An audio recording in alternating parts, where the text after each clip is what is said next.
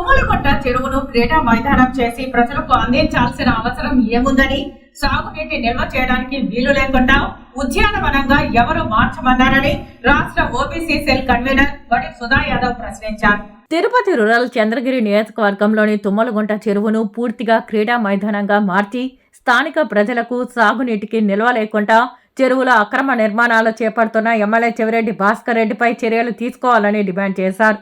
తిరుపతి తుమ్మలగుంటలో 150 కోట్ల నిధులతో నిర్మాణ పాలనలు చేస్తూ చెరువును పూర్తిగా మాయం చేశాడని బడి సుధా యాదవ్ మండిపడ్డారు. ట్రిబ్యునల్ కోర్టులో ఆల్రెడీ చెరువును చూపించాలని తీర్పు ఇచ్చినట్లు బడి సుధా యాదవ్ గుర్తు చేశారు.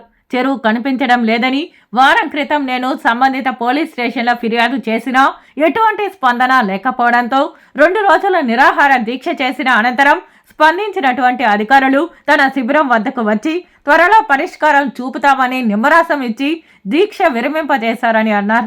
150 కోట్ల రూపాయల తుడా నిధులతో చెరువును తన సొంత ఎస్టేట్గా మలుచుకోవడం సరికాదన్నారు. కేవలం 75 కోట్లు క్రీడా మైదాన ఉద్యానవనాన్ని నిర్మించి మిగిలిన 75 కోట్లు ఎమ్మెల్యే చెవిరెడ్డి కాజేశారని ఆరోపించారు.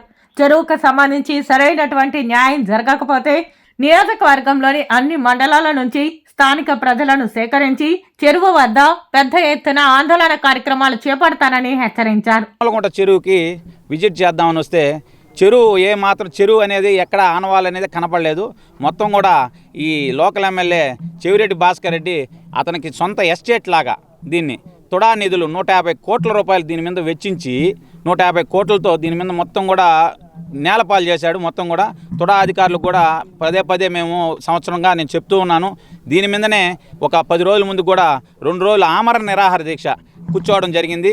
దాని మీద మన అధికార యంత్రాంగం అంతా కూడా నా దగ్గరకు వచ్చి మన ఆర్డీఓ గారు, ఎంఆర్ఓ, ఎంపీడీఓ, పోలీస్ వ్యవస్థ, డిఎస్పీ గారు అందరూ కూడా వచ్చి నన్ను రిక్వెస్ట్ చేసి ఖచ్చితంగా గ్రీన్ ట్రిబ్యునల్లో ఏదైతే వచ్చిందో దాంట్లో ఉండే అంశాలని ఖచ్చితంగా వాటిని పరిగణలోకి తీసుకొని ప్రతి ఒక్కటి ఇక్కడ అంతా కూడా రిమూవ్ చేస్తాము.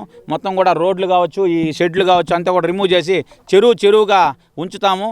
నెక్స్ట్ రాబోయే వర్షాకాలం కంతా ఇక్కడ నీళ్ళు వచ్చి చెరువు నీళ్ళు కలకలలాడుతూ ఉండే విధంగా చుట్టుపక్కల ఉండే రైతులకి, చుట్టుపక్కల ఉండే ఇండ్లకంతా కూడా ఇబ్బంది లేకుండా వాళ్ళ గ్రౌండ్ వాటర్ వచ్చే విధంగా మేము చేసి పెడతామని చెప్పి నన్ను ఆమరణ నిరాహార దీక్ష చేయడం జరిగింది. అదేవిధంగా నేను వాళ్ళని కూడా నమ్మి నేను కూడా చేసుకున్నాక కూడా ఇప్పుడు కూడా మొత్తం కూడా చుట్టుపక్కలంతా కూడా వర్కలు జరుగుతున్నాయని నా దృష్టికి రావడం జరిగింది.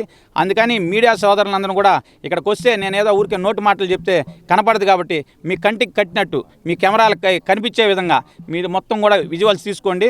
ఎందుకంటే మీరు కూడా లోపలికి రావాలంటే ఇప్పుడు వరకు వచ్చుండ్రు. ఎందుకంటే మొదట్లో సెక్యూరిటీ గార్డుని చూశారు, గేట్లు వేసేసి బేగాలు వేసుకొని అతని సొంత ప్రాపర్టీ లాగా, అతని సొంత ఎస్టేట్ లాగా వ్యవహరిస్తున్నాడు.